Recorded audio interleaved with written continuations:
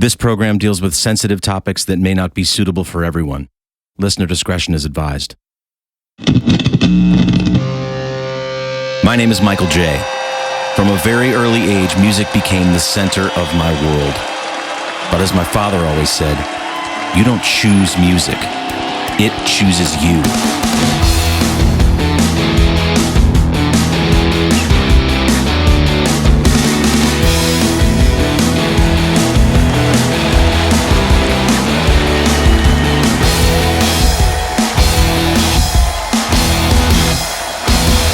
This is Rock and Roll War Stories.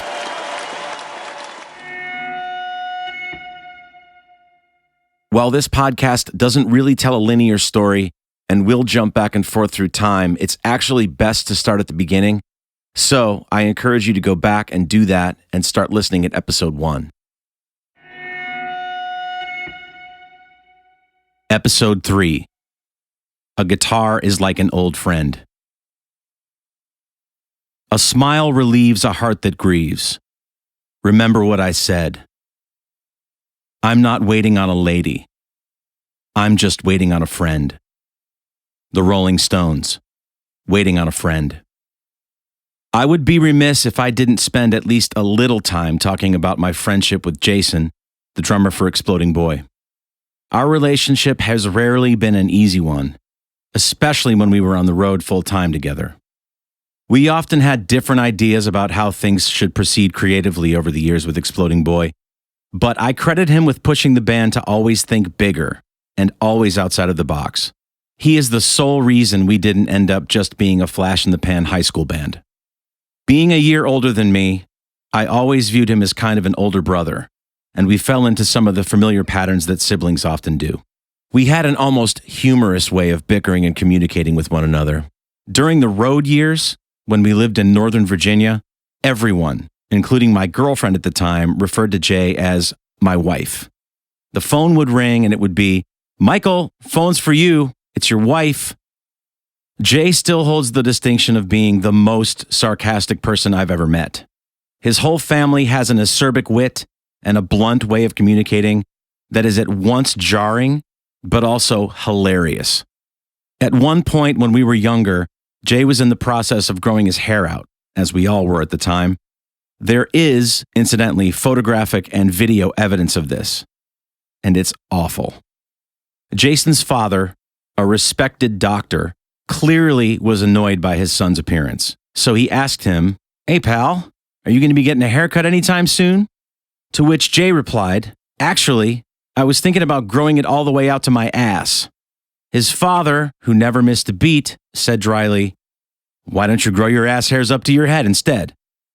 It was never a dull moment being around his family.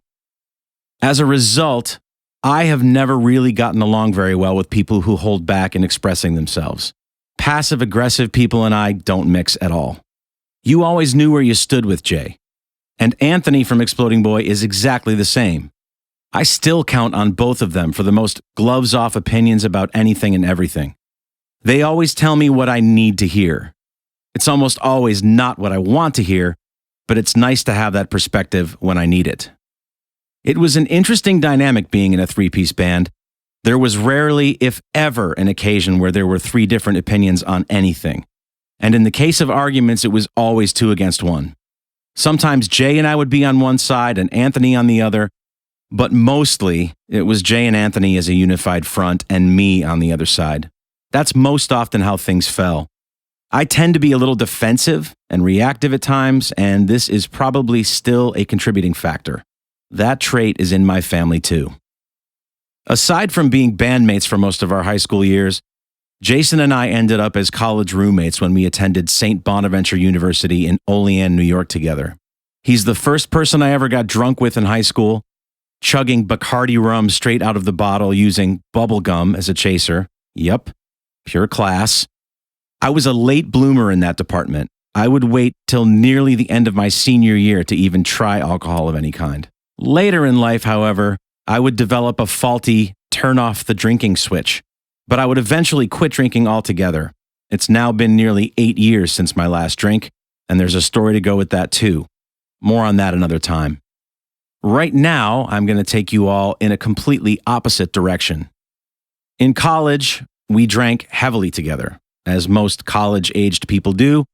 We started something we called the 151 Club together that we would participate in about once a month. Jay and I and a few other guys would buy a bottle of Bacardi 151 proof rum. We'd find an aerosol can top, rinse it out, of course, and would then pour the 151 into the center cup, about a shot's worth, and either Coke or Pepsi around the outside chamber, and then we'd drink it like a shot. A painful, burning, strong as fuck shot. We called them waterfalls or donuts. Waterfalls because when you drank them, the 151 would go down the center of your mouth, surrounded by the soda on the outside, like a waterfall.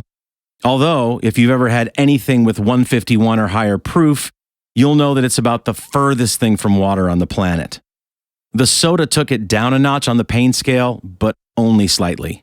And we called them donuts because when you held the aerosol top filled to the brim in the center with 151 and around the outside with soda, it resembled kind of a liquid donut. We would get very drunk on that stuff. We once held a monthly meeting of the 151 Club so early on a Friday night that we ended up going out looking for house parties before 7 p.m., along with a friend of ours named Dave. We ran across a group of guys who rented a house just off campus who were just tapping their keg at around 7:30. They were prepping for a weekend house party, and they reluctantly let the three of us in. We were clearly all blinding drunk, and most likely we were either going to pass out or cause some kind of trouble. They told us to make ourselves at home, handed us 3 solo cups, and within less than 1 minute, I had dumped a full beer onto their living room carpet. A little later, our friend Dave ended up throwing up in their kitchen, not long after more guests had arrived. I vaguely remember hearing, "Someone puked in the kitchen. They're making him clean it up." And when I popped my head out of curiosity into the kitchen, I saw none other than our friend Dave, all smiles with a mop and a bucket. He just looked at me and he said, "Hey man, I puked in the kitchen. They're making me clean it up." Shockingly, we all managed to stay out for the whole night, but I recall it being one of the more crazy and debaucherous nights of my college career. For all his sarcasm, wit, and tough exterior, Jason also has a very soft side which only a select few people have been privy to. I am one of those lucky people. One weekend, during a particularly snowy winter season at St. Bonaventure, Jay and I had some friends visiting us from out of town. Our plan was to pregame in our dorm room and then catch the bus into town to hit the bars. I should mention that we lived on the 3rd floor of our dorm. The bus pulled up that night slightly early, so there was a mad dash out of the room to make our way down to the bus stop. I filled each of the 2 pockets of my winter coat with a bottle of beer and was the last one out of the room. I could see through the large picture window at the end of our hallway that everyone else was already down at the bus stop. Mildly drunk, I hit the stairwell like a bat out of hell, and when I reached the last landing, I misjudged the distance from the top step to the bottom and took a really misguided leap. Mid-jump, I realized I was not going to clear the steel beam overhead and smacked my forehead on it. I landed at the bottom of the stairs in a heap, stunned and in shock. I experienced one of those moments where I was drunk enough to not actually immediately feel the pain, but I was also conscious enough to know that I had fucked myself up pretty seriously. I put my hand to my forehead and quickly realized that I had given myself a fairly significant head wound. I was covered in blood. Thankfully, at that exact moment, a guy who I knew from one of my classes and his girlfriend happened to be walking past the doorway and the landing where I was laying on their way out the door to catch the bus. They reacted with shock and horror and helped me up out the door across the courtyard to the infirmary, which was thankfully very close by. Leaving a trail of blood on the way over, I discarded the beers in my jacket pockets. I had bled on both of them as I tossed them in a high drift of snow. Later on, someone, and I'm still not sure who, would scoop these bloody beers up from the snowdrift and place them back in the fridge in our dorm room, where they would await my triumphant return from seeking medical attention as a sort of victory treat. After leaving me with the staff at the infirmary, I told the couple to see if they could locate Jay at the bus stop and let him know of my current situation. And I told them to make sure to let him know that I was fucked up, but that I was okay. By the time he made it over to the infirmary, the staff had wrapped an enormous bandage around my head, which I had apparently started bleeding through. So I'm sure I looked a bit like a wounded soldier.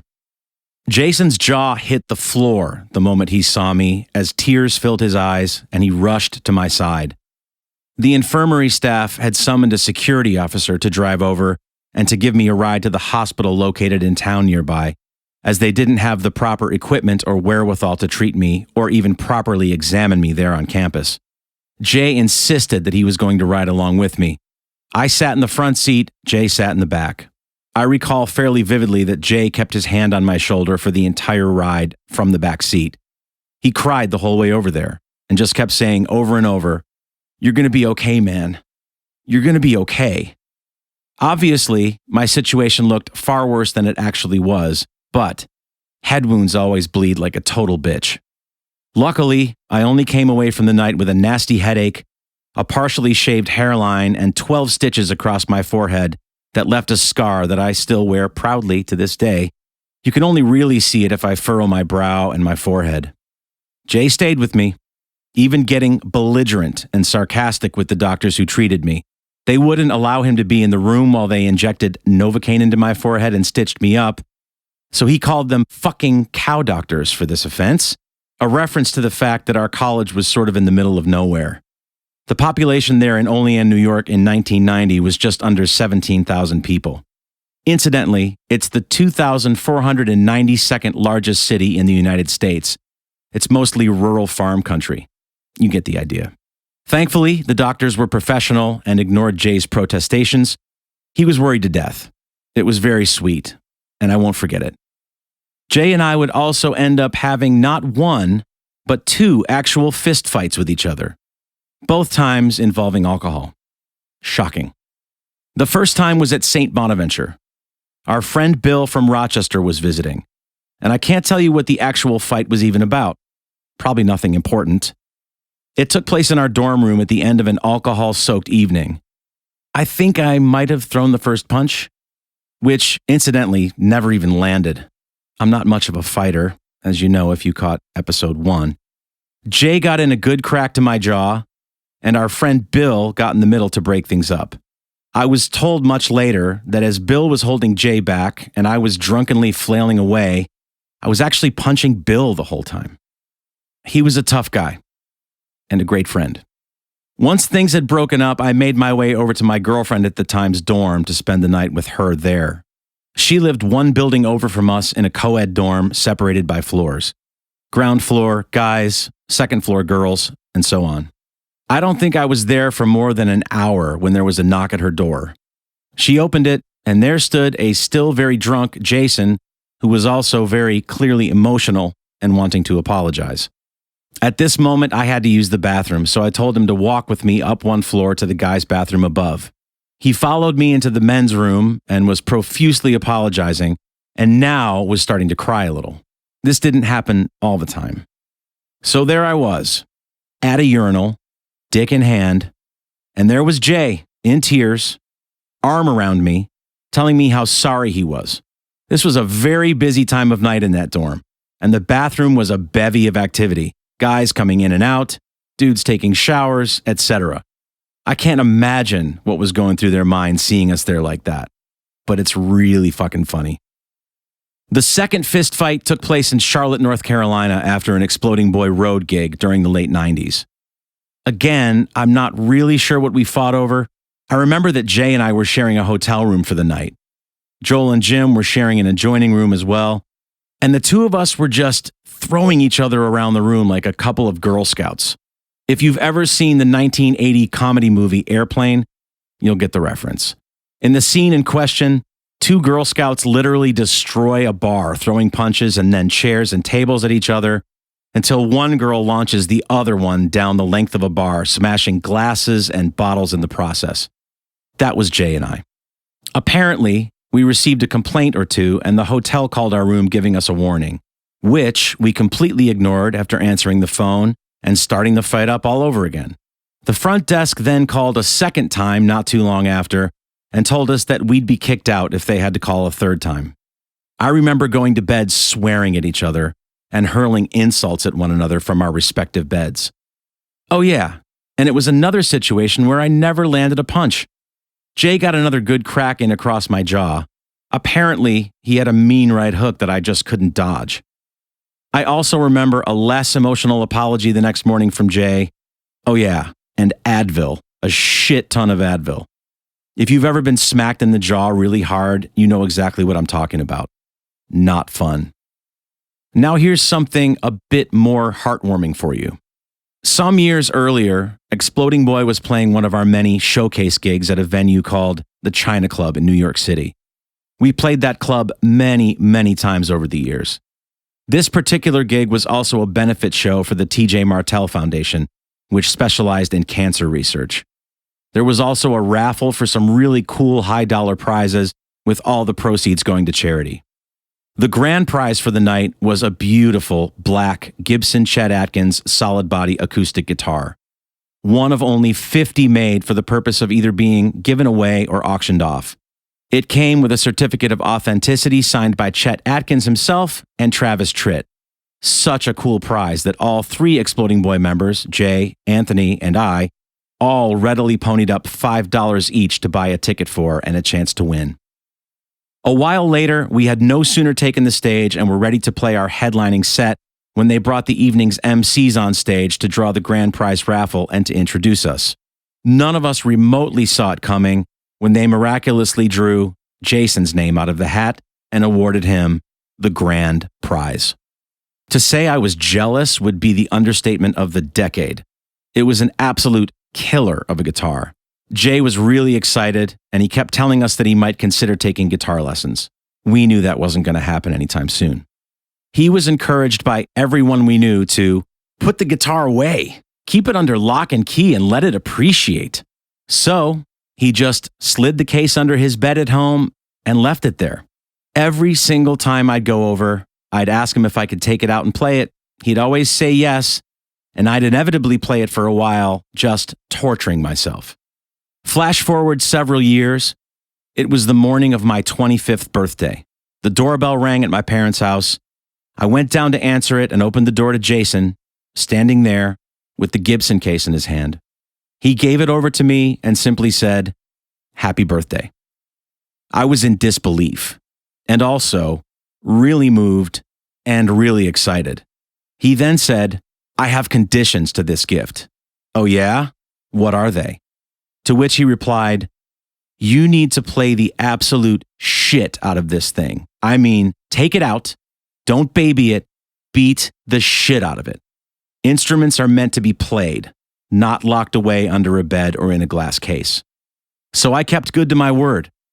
To this day, I have played more gigs on that acoustic guitar than any other instrument I've owned before or since, and it has the battle scars to show for it. The headstock has been broken off 3 separate times in that infamous place where many Gibsons break. The first time it happened is pretty noteworthy. When we lived in Northern Virginia during our full-time road years, we were doing an acoustic gig relatively close to home in Alexandria, Virginia. The guitar happened to fall off of a guitar stand in just the right way in the break after our first set. We still had 2 more sets to play, and the Chet was the only guitar I had brought with me. There would be no time to just pop home and get another guitar, so we had to improvise. Jay and our bassist Joel sprang into crisis management mode and grabbed our trusty roll of duct tape. The truth is, that shit saved our asses on more occasions out on the road. It's a touring essential. No joke. Duct tape is practically the 9th wonder of the world. I loosened the strings, which were flopping about pretty significantly due to the way the crack happened.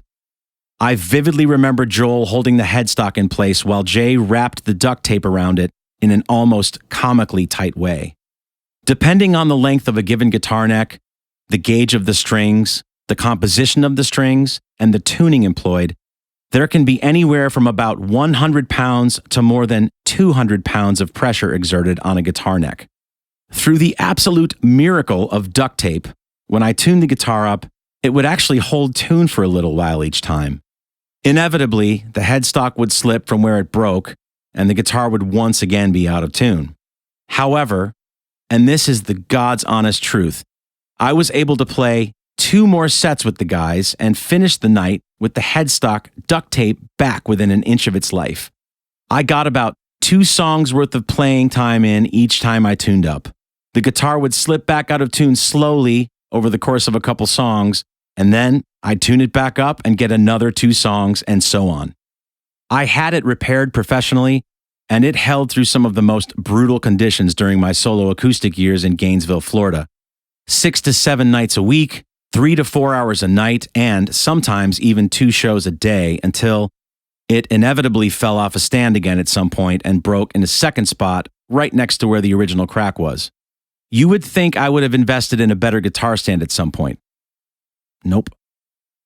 The next repair wouldn't hold because the wood in that area of the guitar had become so thin and weak that there simply wasn't any way it could withstand the pressure the strings put on it. I had several guitar repair guys look at it over the years telling me that it simply was beyond fixing. So I tucked it away in its case for about 5 years once I'd moved to Nashville and had considered repurposing it as a piece of furniture or a clock or something else. I decided to give it one last chance and gave it over to my friend Tony Nagy, who, as it happens, runs the guitar repair shop at the world-famous Gruen Guitars in Nashville. He's been my luthier since moving to Tennessee, and I won't trust anyone else with my guitars. They always come back to me better than they went in. He looked the guitar over, and he told me that he believed he could fix it. And coming from a guy who's worked on instruments for the likes of people like Eric Clapton and God knows who else, I was willing to leave it with him and to see what he could do. It would also need new frets, an entire new set of electronics, and an undersaddle pickup replacement before I was done. So I left it with Tony at Gruen's for a full year, telling him that I was in no rush. I didn't care how long it took or how it even looked, as long as I was able to bring it out again at some point and play it again like I'd promised Jay so many years earlier. At the end of that year, the day finally arrived when I got the phone call from Tony that the guitar was fixed. I was astounded by the work he'd done. It still beat to shit in all the other normal places, but where the neck was broken, there's literally zero evidence that anything ever happened. In Tony's words, you'd actually have to try to break it now. Since that time, I've had it out on the road again, and I've played some gigs around town, and it sounds and plays better than ever. I once loaned it to Gavin DeGraw on a gig I did in Nashville when he showed up and needed a guitar. He played his hits Chariot and I Don't Want to Be on it and absolutely leveled the entire room. And it was really cool to see him playing my guitar. I also rented it out for a weekend on another occasion as a favor to Randy Owen, lead singer for the band Alabama. His Chet Atkins was in the shop and he needed one in a pinch.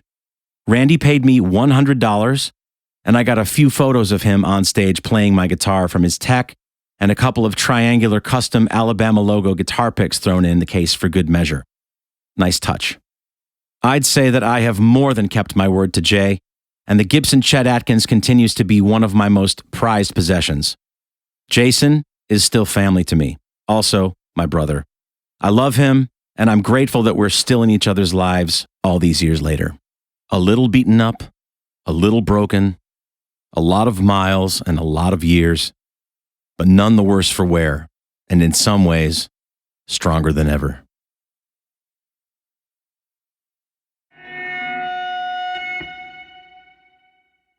Rock and Roll War Stories was conceived, written, and read by me, Michael J.